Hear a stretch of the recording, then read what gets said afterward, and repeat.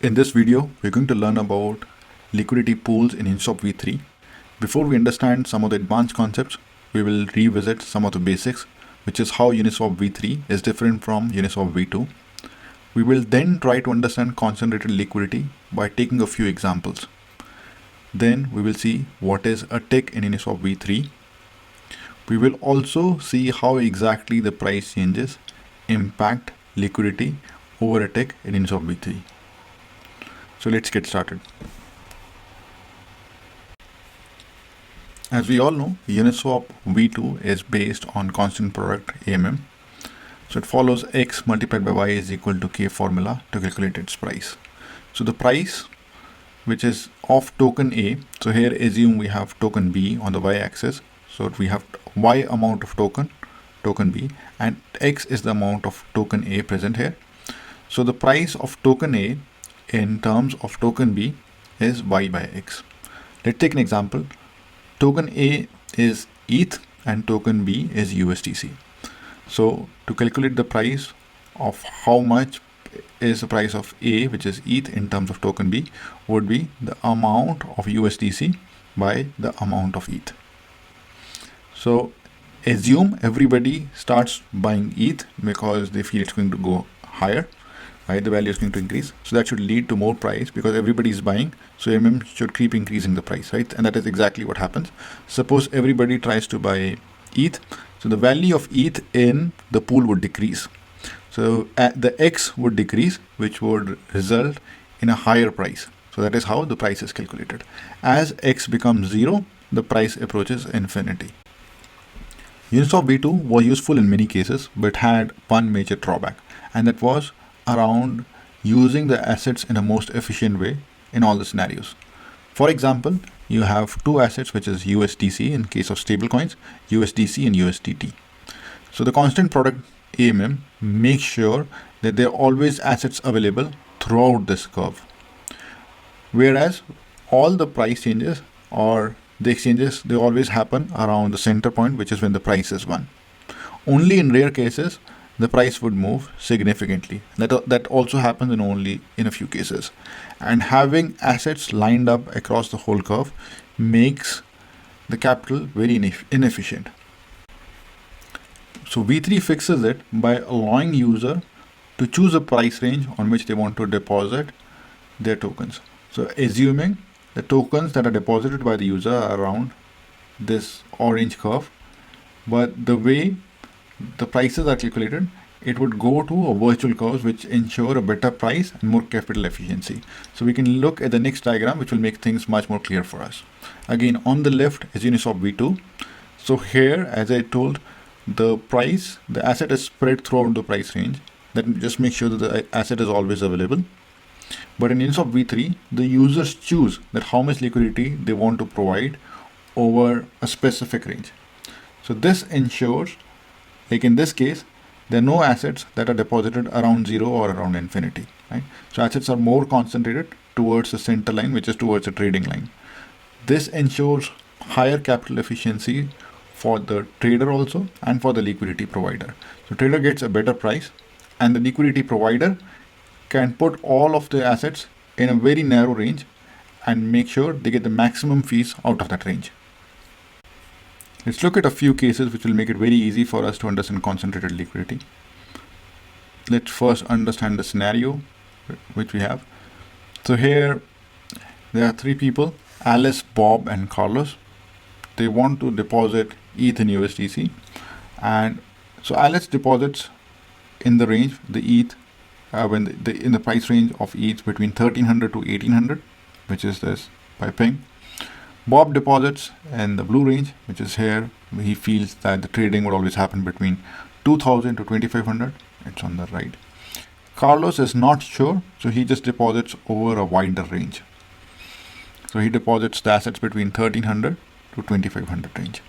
Since Carlos, maybe they all 3 have the same amount of assets, but since Carlos spreads it across a wider range, his capital efficiency is less. But Alice and Bob, they have deposited the assets over narrower ranges as compared to Carlos, so their capital efficiency is more. Now let's see in the first scenario, when ETH is in the range between 1350 to 1700. So it is fluctuating in this range. So all the trades, they're happening within this range because it never goes above 2000 or in that range. So Bob's capital is never being used. So in this case, Alice would earn money. So since Carlos, he deposited over a wide range, he would also earn money. But if the amount of assets that were deposited by Alice and Carlos, if they were same, Alice would earn more fee because her liquidity is more concentrated as compared to Carlos. Let's take the next scenario. Now ETH is in the range of 1850 to 1950, within this range. So here Alice doesn't earn any fee because the trading is not happening here, her assets are not being used. Bob is not earning any fee because his assets are not being used. And Carlos is still earning fee because he had added the assets over a wider range. Even though his capital efficiency is low, with the price fluctuations, the place where he deposited the range on which he deposited the liquidity, that's still in range. So a wider range ensures that with the price fluctuations, you still earn the fees, and a narrower range ensures that your capital is used in a much more efficient way and you earn more fee over that narrower range. So with narrower, there is a risk that the trading might not hit your range in which you have supplied, and a wider range has downside that you'll earn less fees as compared to a narrower range. So the way how range is chosen is decided by ticks. So the tick decides the width of one of these bars. So you can choose any number of bars you want, and the minimum number of width is decided by a tick. Not to know too much in detail, but this is how much this formula decides what could be the minimal width of this bar. And you can also try to see this here. So if I just move, try to decrease the liquidity, the minimum price, the price is going to move by one tick. And so you see there is just a slight movement in the min price here. So that slight movement is decided by one tick. Now let's see what happens to the liquidity as the price moves. Suppose you added a liquidity over a small range, which is TA to TB. These ticks, you added your liquidity and you added two tokens Y and X in certain ratio. It could be 50-50, it could be some other ratio also. So assuming X is ETH and Y is USDC, and now people, they want to buy X, right? When they want to buy X, the price of X would increase. Here you see the price increase, and people would give in more amount of Y, which is more USDC, and the price would start coming to the right. So your range would be, suppose the price even goes further than what you had provided. In that case, all of your tokens which you had in USDC plus ETH, they would all be converted into USDC, and then it will go to some other trading range. So here, since your assets won't be used in the new range, so you won't be earning any fee, and all your assets would be covered into one type of assets. So in this case, it is USDC. Suppose the price comes back, your assets would again change from Y to Y and X, and if the price of each reduces a lot, in that case, all the assets would be changed to X. For example, here, suppose the price is reducing, all of your assets would be changed to ETH, and USDC would be used, right? Because people are providing ETH and people are taking out USDC. That means the ETH price is coming down, and your range, once the price moves left, so you would be just left with all the ETH.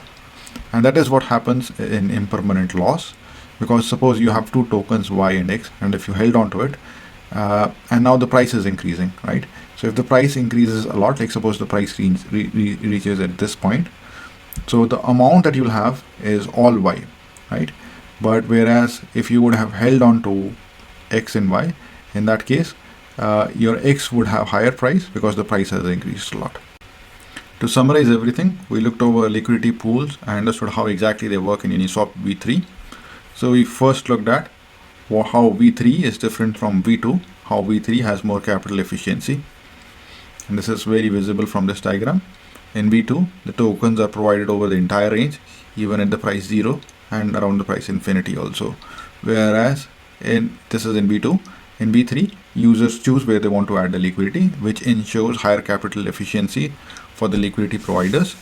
And since there is more capital available around the trading, this ensures easy trading and better prices for the traders.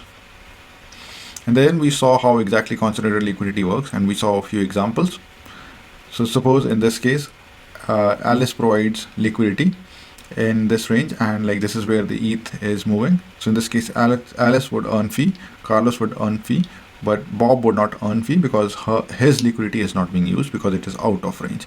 That is, when you provide liquidity, you will see sometimes your provided liquidity is out of range, is not within a trading range, and you won't be earning fee when that happens. So providing liquidity over a wider range ensures that you're always earning fee, but the amount of fee would be less as compared to somebody who has provided the same amount of capital over a much narrower range and their liquidity is within the range. So tick decides what is the minimal amount of width of these bars.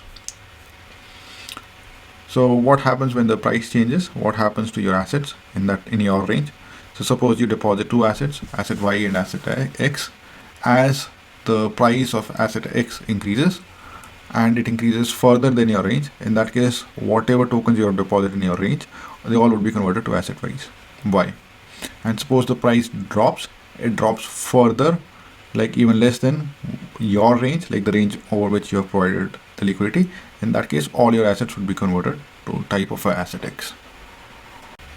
So I hope this video makes it very clear to you how exactly liquidity pools work in Uniswap V3.